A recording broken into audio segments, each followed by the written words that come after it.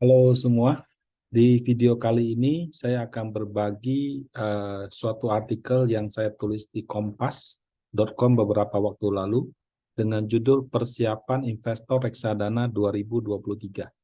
Anda bisa ke website kompas.com, ketik aja Rudianto gitu di bagian kolom, atau bisa ke blog saya, Rudianto.blog. Jadi kumpulan-kumpulan artikel saya juga saya tulis di sini. Nah, bagaimana dengan persiapan investor reksadana 2023? Cukup panjang Bapak Ibu ya, bisa mengikuti langkah-langkah saya sebagai berikut. Jadi pertama, kalau memasuki 2023, kita review sedikit 2022. 2022 itu IHSG naik 4,09%. Tinggi enggak? Ya dibilang tinggi sekali enggak, rendah juga enggak, tapi kalau dibandingkan dengan negara-negara yang lain, 4,09% itu menurut saya merupakan suatu angka yang cukup bagus. Nah, indeks harga obligasi pemerintah atau government bond index itu naik sekitar 2,5%. Ini adalah akumulasi dari kupon sama perubahan harganya. Biasanya tingkat kupon itu setelah pajak harusnya sekitar 4-5%. Jadi kalau dia 2,5%, artinya terjadi penurunan harga, kemudian ada kenaikan, ada tambahan dari kupon, selisihnya menjadi 2,5%. Dibandingkan negara lain, mayoritas negatif. Negara lain juga negatifnya bukan sahamnya saja, obligasinya juga negatif. Nah, 2023 ini seperti apa? Bagaimana persiapan bagi investor yang mau memulai reksadana? Sebetulnya di 2022, indeks itu cukup lama bertahan di atas level 7.000. Tapi tragedi gara-gara Gotoh di bulan Desember itu membuat semuanya bubar. Ya, jadi waktu itu Gotoh itu kan locknya atau setelah IPO kan pemegang saham yang awal 8 bulan tidak boleh menjual sahamnya ke publik. Nah, 8 bulan itu kebetulan berakhir di bulan akhir November. Jadi di awal Desember, investor berhak menjual sahamnya. Nah, tidak ada yang orang tidak menyangka ternyata yang mau menjual begitu banyaknya dan mungkin harga yang mereka dapat jauh di bawah harga yang pasar pada saat itu, sehingga terjadi penjualan yang masif. Nah, penjualan yang masif itu menyebabkan harga Gotoh itu auto reject bawah, kalau saya tidak salah ingat hampir 2 minggu. Nah, gara-gara itulah harga sahamnya yang tadi 300-an jatuh ke 90, 80-an, terus sekarang rebound lagi di sekitar 90 sampai 100. Jadi turunnya dari 300 ke 100 itu kan sekitar 60%. Yang jadi masalah, saham yang seperti itu terus terang bukan hanya Gotoh. Ada saham-saham lain di bursa yang penurunannya juga tidak kalah dalam, bahkan lebih dalam juga ada. Bedanya bobot mereka di bursa kecil. Kalau Gotoh beda, dengan harga 300, dia masuk 5 besar di IHSG, IDX 30, sama di LQ45. Ya, jadi kalau misalkan ada saham yang top 5, ya most likely akan dimiliki oleh banyak investor institusi, apalagi yang mengikuti ADX 30 sama LQ45. Jadi ketika harganya turun, nah itu akan mendrag down performance daripada indeks tersebut dan juga mungkin membuat institusi nyangkut. Nah, institusi ketika mereka ada kebutuhan dana, kan mereka harus jual saham.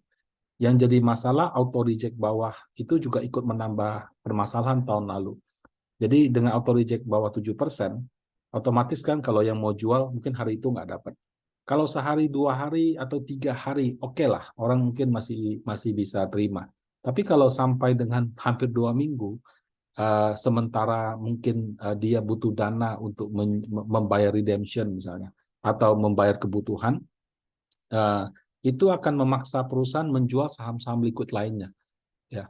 Nah, ini akan menjadi itulah yang menyebabkan kenapa turunnya harga saham Gotoh pada waktu itu juga ikut menarik turun harga saham-saham blue chip lainnya karena kepanikannya terlalu tinggi. Nah, tapi ya sudah berlalu, sekarang harganya sudah mulai stable. Akibat daripada penurunan dalam itu, IHSG jadi 4,09, LQ45 masih untung ya plus 0,62, IDX 30 itu bahkan minus 1,8%.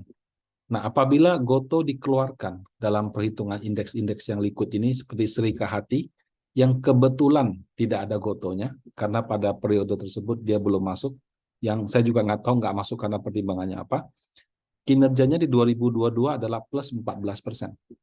Ya, jadi kalau IHSG tanpa goto mungkin sekitar, I don't know, mendekati 10%. IHSG dengan goto jadinya cuma 4%. Nah, kalau ADX 30 sama LQ45 bisa saja mendekati Sri Kahati. Karena Sri Kahati ini basically adalah ADX 30 LQ45 tanpa saham teknologi di 2022. Ya, di kedepannya bisa aja itu masuk karena pertimbangan-pertimbangan. Nah, selisih yang cukup jauh antara indeks saham yang liquid seperti LQ45, ADX 30 dengan Sri Kahati itu juga tercermin dari kinerja reksadana saham. Kalau reksadana saham yang bobot teknologinya besar dari awal tahun, kemungkinannya mendekati LQ45 sama ADX 30. Tapi kalau misalkan dia actively manage atau dia memilih indeks yang bukan LQ45, ADX 30, bisa aja performance-nya itu lebih bagus, bisa mendekati atau bahkan di atas Sri Kahati. Nah, memang sih saham teknologi itu bukan satu-satunya penentu daripada kinerja reksadana saham. Faktor actively manage, ya. Active manage itu artinya manajer investasi secara jeli, dia pilih saham, dia pilih sektor, itu juga berpengaruh gitu ya. Kalau misalkan bobot di teknologi, di energi cukup besar di 2022, bisa saja performanya juga lebih tinggi dibandingkan rata-rata pasar. Nah, itu sedikit gambaran untuk 2022 yang lalu. Nah, bagaimana dengan 2023? Salah satu alasan aliran dana asing deras masuk ke Indonesia tahun lalu itu karena batu bara lagi jadi primadona dan harga batu bara naiknya juga nggak tanggung-tanggung. Kalau kita lihat harga Newcastle itu dari 200 sampai jadi 400. Nah, karena resesi global, ya resesi itu terjadi di US karena inflasi yang tinggi, kemudian suku bunganya tinggi, sektor propertinya sudah nggak jalan, propertinya orang sudah nggak sanggup bayar KPR, nggak sanggup mengajukan yang baru gitu ya. Sementara kalau yang lama, selama dia tidak jadi floating sih ya masih aman, tapi begitu jadi floating itu juga sudah nggak kuat bayar. Kalau di Eropa memang ada kenaikan suku bunga, tapi belum setinggi US, sehingga masalahnya lebih kepada inflasi tinggi. Nah, sebab mereka punya energi itu tergantung Rusia. Betul, mereka memang masih survive tanpa Rusia, tanpa gas yang murah dari Rusia. Tapi ketika mereka membeli energi dari tempat lain, yang harganya jauh lebih mahal, itu menyebabkan pengeluaran masyarakat melonjak tinggi. Subsidi yang diberikan tidak mampu menutup, sehingga kalau US resesi karena propertinya mandek dan inflasi tinggi, kalau Eropa resesi karena inflasi tinggi. Jadi resesi yang terjadi di 2023 itu karena itu. Nah, harga minyak sudah turun. Ya. Minyak dulu kan kita lihat harganya $100, $90. Sekarang kan sudah 70-an dolar. Udah gitu di Indonesia di bulan Januari kan Pertamax diturunkan harganya. Harga gas dunia juga sudah turun. Nah, dua harga energi utama yang sudah turun itu menyebabkan kekhawatiran kalau minyak sama gas sudah turun, maka batu bara cuma soal waktu saja menyusul, gitu ya. Nah, kalau 2022 batu bara jadi primadona, Indonesia menjadi negara tujuan investasi karena harganya tinggi ya. Kalau sekarang harga batu bara turun, ada kekhawatiran, oh Indonesia tidak lagi menjadi negara tujuan investasi. Kenapa? Karena ya saya dulu masuk karena batu bara, sekarang kalau batu bara turun, ya saya nggak jadi masuk atau saya malah tarik keluar dananya. Gitu.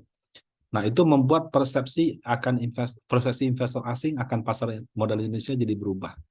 Nah, ini menjadi pemicu net sell yang cukup deras dari bulan Desember sampai dengan awal Januari ini. Kalau kita baca berita, ada juga yang mengatakan pindah ke China, pindah ke Asia Utara, Korea, atau apa ya. Kenapa? Karena China-nya baru dibuka, orang yakin ekonominya akan rebound. Kemudian saham-saham di sana juga turun cukup dalam. Nah, sekali lagi, ini persepsi. Nah, dana asing memang sangat digerakkan oleh persepsi. Apakah perubahan persepsi asing ini sesuatu yang harus kita khawatirkan?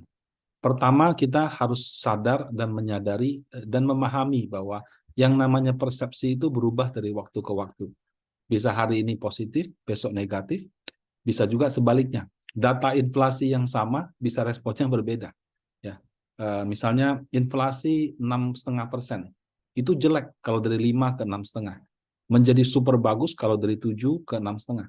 Jadi kadang-kadang persepsi pasar itu untuk data yang sama, jadi angkanya sama bisa berbeda responnya. Nah, karena sangat berbeda, jadi belum tentu sentimen yang jelek itu akan berlangsung selamanya. Karena at some point dia akan berhenti dan berubah arah seperti itu. Yang kedua, investor asing itu juga bukan satu-satunya penentu pergerakan IHSG. Masih ada investor lokal, ya, investor lokal jumlah yang perorangannya semakin banyak, institusi juga saya lihat juga semakin kuat posisinya. Nah, kemudian apa yang kira-kira bisa membuat sentimen negatif ini berubah? Karena kalau kita hanya lihat harga batu bara yang sedang turun, di luar sedang resesi, ya apa boleh buat, mungkin akan terus-terusan negatif. Nah, laporan keuangan menurut saya bisa menjadi faktor yang mengubah persepsi daripada investor. Perkiraan laporan keuangan itu yang akhir 2022 itu publish-nya mungkin sekitar bulan Februari sampai dengan bulan Maret gitu. Nah, ada juga sih yang sampai April lewat dikit, tapi kebanyakan harusnya di bulan Februari atau Maret. Kalau perbankan tuh cepat ya. Kemungkinan awal Februari bank-bank besar sudah keluar semua. Saya cukup meyakini laporan keuangan 2022 itu akan lebih baik dibandingkan 2021 ya. Dan itu terjadi di energi, tidak hanya di energi tapi juga di perbankan. Nah, sektor-sektor yang lain juga sama. Nah, 2023 ini dengan pencabutan status PPKM, kemudian wisatawan Cina juga kembali membanjiri seluruh dunia setelah lockdown-nya dicabut, mungkin tidak langsung ya, bisa 3, 6 atau 9 bulan ke depan. Itu akan membuat pemulihan terjadi di semua sektor. Dan kalaupun ada resesi global, resesinya tidak terlalu parah. Gitu. Nah, bagaimana dengan penurunan harga komoditas? Menurut saya kata kuncinya adalah hilirisasi. Jadi hilirisasi itu adalah kalau dulu kita ekspor barang mentah, sekarang kita ekspor barang setengah jadi atau barang jadi. Nah, Indonesia sudah punya proyek yang sukses di nikel. Jadi kalau misalkan nikel kita ekspor mentahnya misalnya 1, kita ekspor barang jadinya bisa 10 sampai 14 kali lipat. Itu sudah terbukti dan menjadi penyokong terbesar ekspor Indonesia setelah batu bara. Jadi kalau orang bilang ekspor kita andalannya apa sih? Kita kan taunya batu bara sama kelapa sawit. Sebenarnya nomor 1 batu bara, nomor 2 olahan nikel, nomor 3 kelapa sawit gitu. Nah, jadi olahan nikel yang dulu tidak ada apa-apanya dibandingkan batu bara dan kelapa sawit, sekarang jadi nomor 2. Nah, produk olahan itu dia tidak terlalu sensitif dengan harga. Karena setelah diolah, mau harga bahan bakunya berapa, bahan olahan itu nilai tambahnya lebih tinggi. Gitu. Nah, jadi kalau kita sukses juga di hilirisasi yang lain, kan Pak Jokowi sudah mau mulai dengan bauksit, mau mulai dengan tembaga. Dia juga memberikan insentif kalau batu bara bisa diolah menjadi gas gitu. Nah, kemudian untuk kelapa sawit itu juga hal sama. Nah, kalau hilirisasi kita berhasil, maka booming komoditi ini akan berlanjut. Berlanjut bukan karena kenaikan harga bahan bakunya, permintaan dunia atau apa, tapi karena nilai tambahnya yang luar biasa. Nah, tapi kalau misalkan dia punya hilirisasi gagal, tidak berhasil, hanya di nikel saja, kemudian presiden yang baru mungkin tidak mau melanjutkan atau tidak punya kemampuan melanjutkan, nah itu bisa saja membuat Indonesia akan rentan dengan harga komoditas. Jadi harga komoditi ini bisa saja tidak menjadi persoalan kalau kita punya hilirisasi berhasil. Ya. Jadi ekspor kita akan tetap tinggi, mau berapapun harga bahan bakunya seperti itu. Kalau sukses gitu ya. Ya mungkin bukan berapapun lah. Jadi fluktuasi harga komoditi itu tidak lagi menjadi penentu kita ekspornya surplus atau defisit. Karena kalau barang olahan permintaannya itu lebih bagus. Gitu. Nah, bagaimana dengan resesi global? Ya, kalau kita bicara resesi global, tadi saya sebutkan inflasi tinggi, kenaikan suku bunga yang signifikan, gitu ya. Eropa saya kira sudah resesi, Amerika Serikat mereka masih mengakui belum resesi karena mereka punya tingkat pengangguran masih rendah. Tapi beberapa perkiraan itu mungkin kalau nggak di Q1 di Q2 mereka akan mengalami resesi. Tapi namanya perkiraan bisa benar bisa salah. Nah, perlu dipahami kalaupun negara lain resesi, Indonesia tidak. Kita punya pertumbuhan hampir pasti di atas 4%. Apalagi kita baru bukan melonggarkan lagi, menghapus PPKM. Masuk mall tidak usah scan QR code lagi gitu. Nah, nah jadi Indonesia tidak resesi. Kemudian kalau kita perhatikan, kita punya struktur ekonomi, sekitar 50% lebih itu adalah dari konsumsi domestik. Jadi kalau negara lain resesi sehingga permintaan importnya dari Indonesia menjadi menurun, oh ya kita akan terpengaruh. Tapi porsi ekspor impor itu kurang dari 20% dari ekonomi. Lebih banyak tuh 50%. Jadi konsumsi domestik itu yang bisa kira-kira mengangkat perekonomian. Nah, kalau dalam kondisi semua orang lagi susah, ya otomatis negara yang konsumsi domestiknya kuat itulah yang bisa survive. Kita juga survive di 2008 karena waktu negara lain resesi kita tidak. Konsumsi domestik kita yang menyelamatkan Indonesia dari resesi global seperti itu. Nah, jadi dengan berbagai pertimbangan di atas ada hal positif gitu ya. Hal positif laporan keuangan masih bagus. Kemudian kita punya ekonomi lebih tergantung domestik. Kita sedang melakukan hilirisasi, sudah berhasil di nikel, yang lainnya kita harapkan bisa berhasil juga. Negatifnya ada perubahan sentimen, ya, perubahan sentimen dari asing yang tadinya mereka melihat Indonesia primadona karena batu bara, begitu harga batu bara sudah mulai turun dikit, mereka sudah kabur duluan. Nah, kombinasi daripada semua itu, perkiraan panik aset, level yang wajar IHSG itu di 7.800 di 2023 ini. Dibandingkan di 2022 yang penutupan 6850, ya diharapkan bisa ada kenaikan double digit seperti itu. Itu untuk IHSG. Nah, bagaimana dengan obligasi? Obligasi itu bertolak belakang dengan saham. Paling tidak kalau kita perhatikan ya, dari sekitar bulan Desember sampai awal Januari, kalau asing net sell gede-gedean di IHSG, dia net buy besar-besaran di obligasi. Kalau kemarin saya lihat data di Kementerian Keuangan, kalau dari awal Desember sampai dengan awal Januari, asing itu net buy hampir 28 triliun. Nah, bukankah suku bunga Amerika dan Indonesia masih bisa naik? Bukankah angka inflasi kita juga masih tinggi gitu ya? Kenapa asing terus-menerus melakukan net buy? Nah, kalau seperti ini kita perlu memahami cara berpikir investor. Ada investor yang berpikir berdasarkan data yang dikeluarkan hari ini atau besok. Ya, jadi cara pikirnya short term. Ada juga yang lihatnya medium term, ada juga yang lihatnya long term seperti itu. Nah, kalau orang yang lihatnya short term mungkin masih akan menghindar dulu. Kenapa? Karena dia tahu kenaikan suku bunga Amerika belum selesai. Mungkin masih bisa naik sekali, 2 kali, atau 3 kali. Ya, karena Amerika naik, Indonesia mungkin juga akan naik. Nah, karena teorinya suku bunga naik, harga obligasi turun, mungkin dia berpikir tidak dulu. Nah, tapi ada juga investor yang lihatnya lebih medium dan long term. Lihatnya bagaimana? Betul, suku bunga akan naik, tapi naiknya seberapa banyak gitu.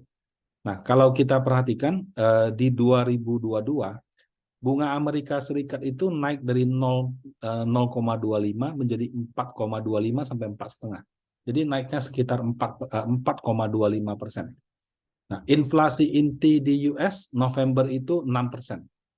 Di bulan Desember itu perkiraan mungkin 5,an% seperti itu.